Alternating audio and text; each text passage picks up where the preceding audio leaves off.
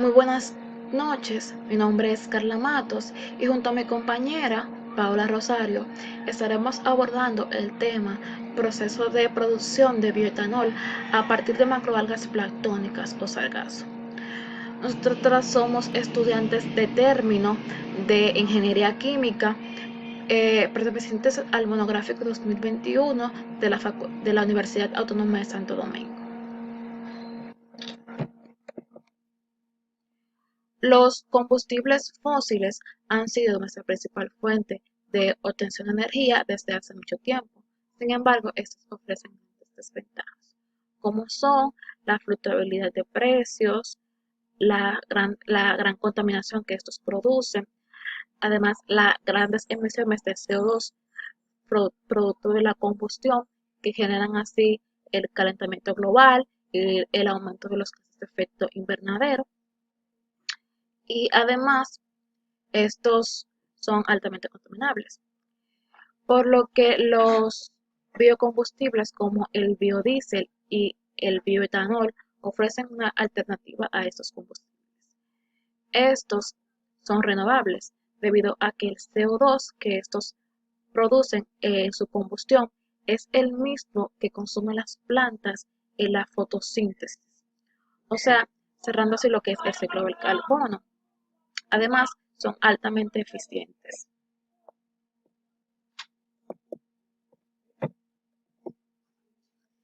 El sargazo es nuestra fuente principal o nuestra materia prima. Estas son algas marinas, las cuales son organismos fotosintéticos que utilizan la luz para transformarla en dióxido de carbono, agua y nutrientes inorgánicos y biomasa. Este contiene alrededor de un 50% de carbohidratos, entre los cuales se encuentran los sacáridos, los polisacáridos, como la celulosa y la hemicelulosa, que son nuestros principales compuestos de interés eh, luego de su hidrólisis, debido a que como esos son polisacáridos, nuestros microorganismos sintetizan azúcares más simples, lo cual nos obliga al proceso de hidrólisis, rompiendo así estas grandes cadenas de carbono, de carbohidrato, perdón, en cadenas más simples que nuestros microorganismos puedan sintetizar.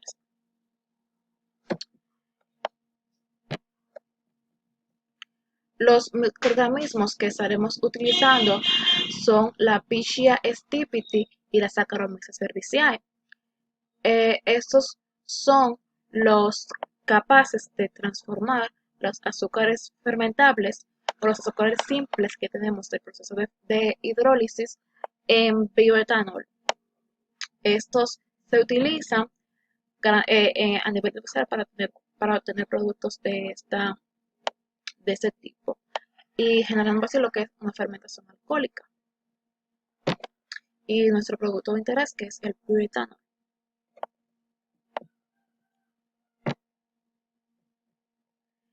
En este diagrama estaremos viendo a grandes rasgos la descripción de nuestro proceso. Este comienza con nuestra materia prima o biomasa, que es el sargazo, unidad del mismo, a nuestro proceso. Luego está el proceso de sacarificación, donde se hidroliza esas azúcares, esas cadenas grandes de azúcares que le comenté, donde está la celulosa y la hemicelulosa, se produce lo que es el proceso de hidrólisis para romper esas grandes cadenas en azúcares más simples, que pueden ser fermentados por nuestros microorganismos, que son la Pichia stipiti y la Saccharomyces cerevisiae. Luego del proceso de fermentación tenemos lo que es el proceso de destilación, en el cual tenemos nuestro producto de interés, que es el bioetanol, y subproductos, los cuales luego de un proceso de tratamiento pueden ser utilizados como fertilizantes, químicos y para la obtención de biogás. Que de hecho, en nuestro proceso tenemos la obtención de etanol, que es utilizado en nuestras plantas para la alimentación de nuestras calderas, o sea, para la generación de vapor de agua.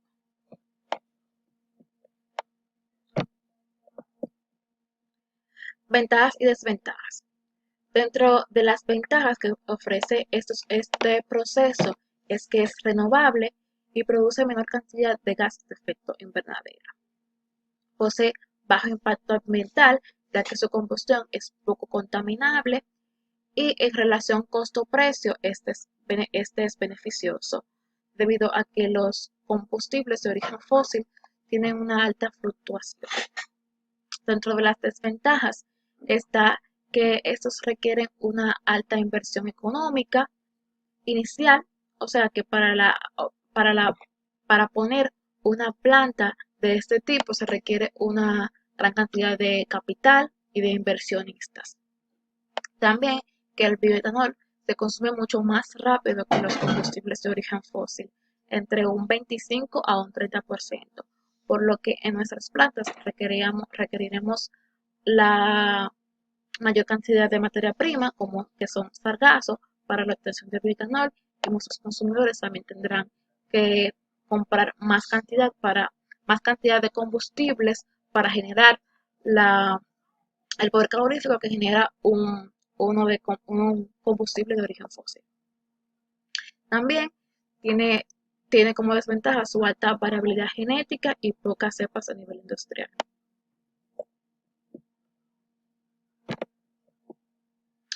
Aquí vemos nuestro diagrama de bloques que explica nuestro proceso. Este proceso será solamente mencionado en esta etapa y mi compañera Paula estará explicando a detalle cada etapa del proceso en nuestro diagrama de proceso. Entonces, tenemos primero lo que es la entrada de las algas, luego un lavado con agua, un secado, trituración, un pretratamiento con sosa cáustica, una degradación, degradación enzimática con ácido cítrico. Tenemos la fermentación que se da con nuestras levaduras, que son la Pichia stipendis y la Saccharomyces cerevisiae, dando como resultado un dióxido de carbono. Tenemos la sedimentación, la filtración, la destilación fraccionaria y la obtención o almacenamiento de nuestro producto de interés, que es el etanol. En el lado de los residuos tenemos un enfriamiento de los residuos, homogeneización y la biodigestión. Estaré hablando acerca de la descripción del proceso, el cual consta de 12 etapas. Son lavado, secado, triturado, pretratamiento, reacción enzimática, proliferación de levaduras, fermentación, sedimentación, filtración, destilación, homogeneización de residuos y biodigestión. Estos dos últimos son solamente aplicados a los residuos que se generan en nuestra empresa. Bien, entonces ahora yo les mostraré el diagrama de flujo del proceso para que así puedan ver qué sucede exactamente en cada etapa. Pero antes les quiero aclarar qué significa cada abreviación, al menos de las válvulas y las bombas.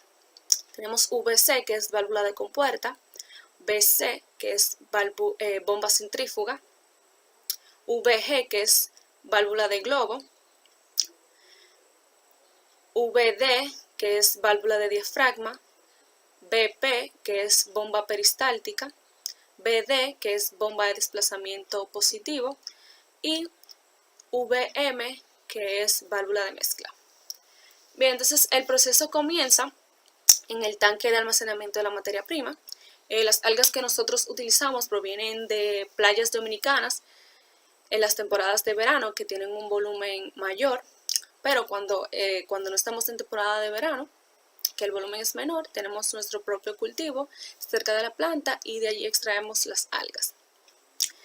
Bien, entonces una vez recolectadas, estas son transportadas hacia las tolvas, que se encarga de dosificar las algas en la correa, y esta la transporta hacia el área de lavado. En el área de lavado, con agua a presión, se les remueven las cenizas y las sales a las algas para que así no haya obstrucciones en los equipos posteriores. Bien, entonces luego de esto, las algas se transportan hacia el proceso de secado, donde se les remueve el agua que se le incorporó en el proceso de lavado. Luego de esto, las algas se transportan hacia la etapa de trituración, donde se les reduce el tamaño a aproximadamente 700 micras. Bien, una vez las algas ya se han lavado, secado y triturado, pasan al proceso de pretratamiento, que es donde se mezcla con sosa cáustica. Esto es con el objetivo de romper la mayor cantidad de moléculas de celulosa y hemicelulosa posible, poniéndolo en contacto con una base fuerte, que en este caso es la sosa cáustica.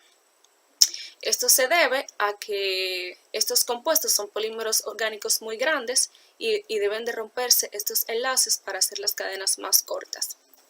Bien, entonces, luego de rotos estos enlaces, pasa al reactor enzimático, que algunas moléculas aún han quedado entrelazadas. Entonces, las enzimas, como son la celulosa y la silanasa, actúan sobre estas moléculas rompiendo los enlaces faltantes y convirtiéndolas en glucosa y silosa, que sí pueden ser fermentadas por las levaduras. Bien, entonces, luego de esto, esta solución se bombea hacia el tanque de proliferación de levaduras. Las levaduras se diluyen en agua y luego son incorporadas al tanque.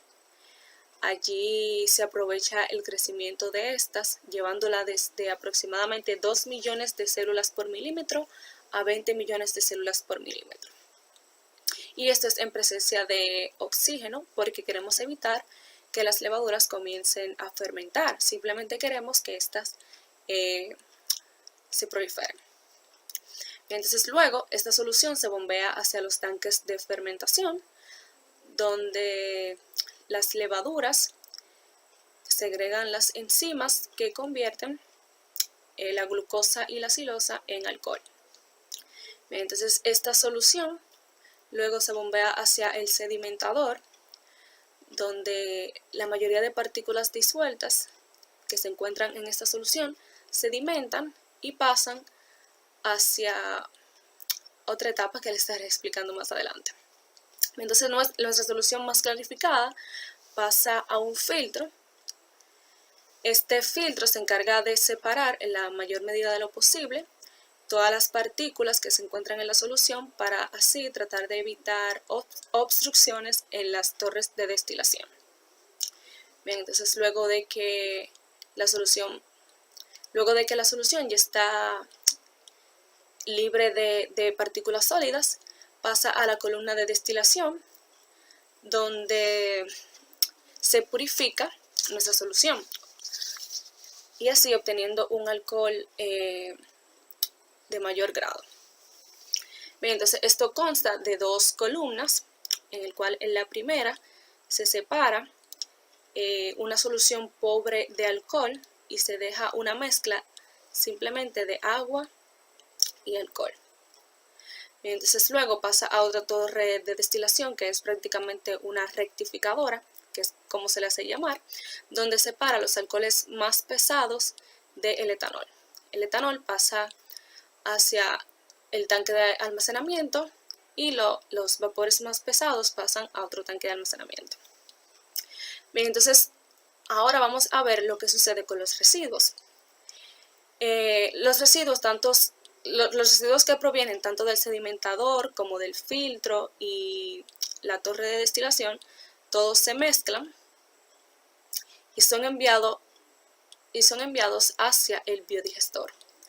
En el biodigestor tenemos bacterias metanogénicas que se encargan de degradar esta materia orgánica y producir lo que es metano, que luego se utiliza para la alimentación como combustible para las calderas, para la producción de vapor. Y también tiene un producto secundario que se puede utilizar como abono y luego puede ser vendido y utilizado como abono. Bien, entonces en eso básicamente se basa el diagrama. Bien, ahora llegamos a uno de los puntos más importantes cuando la instalación de una planta se refiere, que es el balance de materia. y que aquí vamos a obtener la cantidad de materia prima que vamos a consumir, la cantidad de producto deseado que vamos a obtener, insumos consumidos, etc. Bien, entonces sabiendo esto, las unidades que vamos a utilizar es tonelada por día. Si se fijan aquí, todos los días entran a la empresa 48.97 toneladas de algas, aproximadamente. Obviamente, estas algas vienen acompañadas de sal, humedad y cenizas que se van a ir removiendo en los procesos posteriores.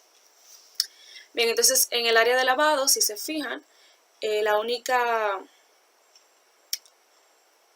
composición que puede cambiar es la humedad, ya que se le va a agregar agua y esto se ve reflejado en estos resultados. Bien, entonces luego viene el secador, que en esta etapa solamente va a haber una diferencia en la composición de la humedad, puesto que hemos extraído parte de ella. Luego tenemos la trituración, que la trituración, como no hay ninguna reacción química y es una operación que simplemente reduce el tamaño, no vamos a tener ninguna diferencia en las composiciones. Entonces la entrada va a ser igual a la salida. Entonces luego viene el tanque de pretratamiento, que es básicamente una mezcla, donde se mezcla con hidróxido de sodio y agua. Y entonces la salida va a ser igual a las dos corrientes de entrada. Bien, entonces tenemos el reactor enzimático, que aquí sí ocurre una reacción, que es que la celulosa pasa a ser glucosa y la hemicelulosa a silosa. También tenemos otra reacción, que es la reacción de neutralización, que es cuando tenemos ácido cítrico que entra por una corriente junto con el hidróxido de sodio de la etapa anterior, forma citrato de sodio y agua. Bien, entonces como tenemos un balance másico de masa, no de moles, igual siempre va a ser entrada igual a salida. Se pueden fijar aquí.